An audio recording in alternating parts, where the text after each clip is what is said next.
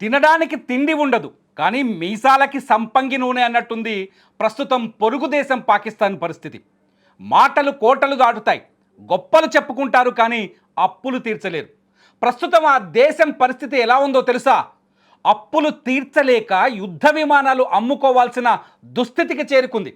కేవలం ఆయుధాలే కాదు, తమ సైన్యం నడిపే భారీ వ్యాపార సామ్రాజ్యంలో వాటాలను కూడా అమ్మకానికి పెట్టింది దాయాది దేశం.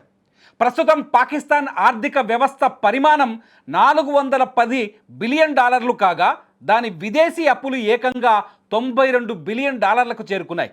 ప్రధానంగా ఉత్పాదకత లేకపోవటం, పన్ను ఆదాయం తక్కువగా ఉండటంతో పాక్ అప్పుల ఊబిలో కూరుకుపోయింది. నానాటికి విదేశీ సంస్థలు కూడా అక్కడి నుంచి తమ వ్యాపారాలను వెనక్కి తీసుకుండటంతో రోజురోజుకు పాక్ పరిస్థితి దిగజారుతోంది. ప్రస్తుతం పాకిస్తాన్ కేవలం అప్పులను రోలోవర్ చేయించుకోవడం కోసమే తంటాలు పడుతోంది. నగదుకు బదులుగా యుద్ధ విమానాలను, ఆర్మీ షేర్లను అమ్మకానికి పెడుతోంది. ఇది పాక్ ఆర్థిక దుస్థితిని బయటపెడుతోంది. ఇలాంటి వింత డీల్స్ తాత్కాలికంగా ఊరటనివ్వచ్చు కానీ పాక్ ఆర్థిక వ్యవస్థను సరిదిద్దలేవని ఆర్థికవేత్తలు చెబుతున్నారు. పాకిస్తాన్ రక్షణ మంత్రి ఇటీవల ఒక ఆశ్చర్యకరమైన వ్యాఖ్య చేశారు. తమ ఆయుధ పరిశ్రమ లాభాల్లోకి వస్తే తప్ప ఇక అంతర్జాతీయ ద్రవ్యనిధి సహాయం అక్కర్లేదని చెప్పుకొచ్చారు. ఈ క్రమంలోనే బంగ్లాదేశ్, లిబియా వంటి దేశాలకు కూడా యుద్ధ విమానాలను అమ్మేందుకు పాకిస్తాన్ ప్రయత్నిస్తోంది. అయితే దేశంలోని సామాన్య ప్రజలు ఆకలితో అలమటిస్తుంటే కేవలం ఆయుధాల అమ్మకం ద్వారా ఆర్థిక వ్యవస్థను గట్టెక్కించామని అనుకోవడం పగటి కల మాత్రమే అని విమర్శకులు విమర్శిస్తున్నారు. సౌదీ అరేబియా నుంచి తీసుకున్న సుమారు $2 బిలియన్ అప్పును తీర్చడానికి పాకిస్తాన్ ఒక వింత ప్రతిపాదన పెట్టింది. తమ దగ్గర ఉన్న యుద్ధ విమానాలను ఇచ్చి అప్పు మాఫీ చేయించుకోవాలని చూస్తోంది. చైనాతో కలిసి తయారు చేసిన JF-17 థండర్ విమానాలను విక్రయించడం ద్వారా సుమారు $4 బిలియన్ రక్షణ ఒప్పందం కుదుర్చుకోవాలని పాక్ ఆశపడుతోంది. అంటే నగదు చెల్లింపులకు బదులుగా ఆయుధాల ఎగుమతిని ఒక ఆర్థిక వ్యూహంగా మార్చుకుంది పాకిస్తాన్. విమానాలే కాదు, ఏకంగా పాక్ సైన్యానికి చెందిన వ్యాపార సామ్రాజ్యంలో వాటాలను కూడా ఫౌజీ ఫౌండేషన్ అనే భారీ వ్యాపార సంస్థలోని $1 బిలియన్ విలువైన వాటాలను యునైటెడ్ అరబ్ ఎమిరేట్స్ కొనుగోలు చేసేందుకు సిద్ధమైంది.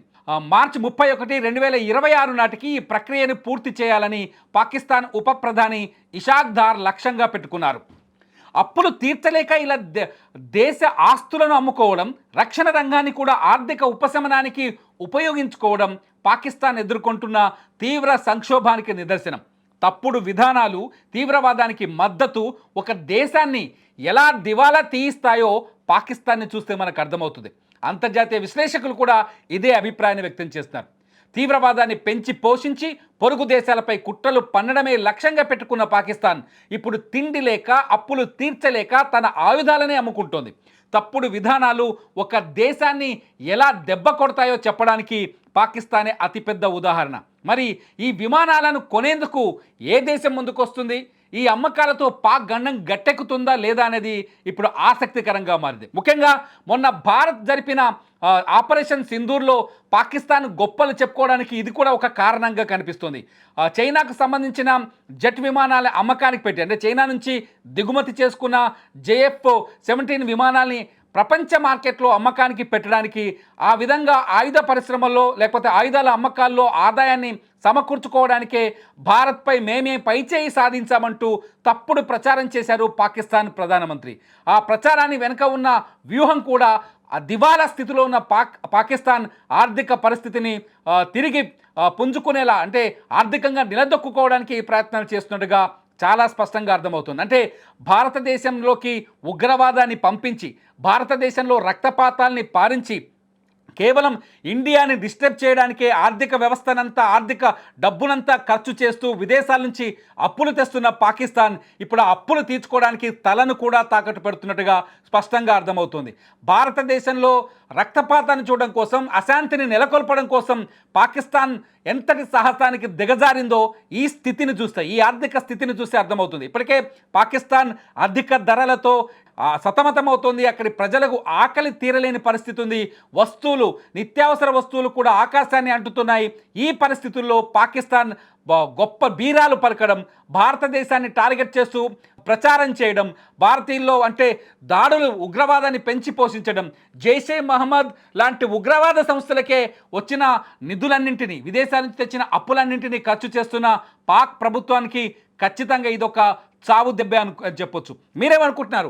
పాకిస్తాన్ చేస్తున్న అప్పుల వెనుక అప్పులు తీర్చుకోవడానికి విదేశాలకి యుద్ధ విమానాల్ని అమ్మకానికి పెడుతున్న పాకిస్తాన్ భవిష్యత్తు ఎలా ఉండబోతుందని మీరు అంచనా వేస్తున్నారు?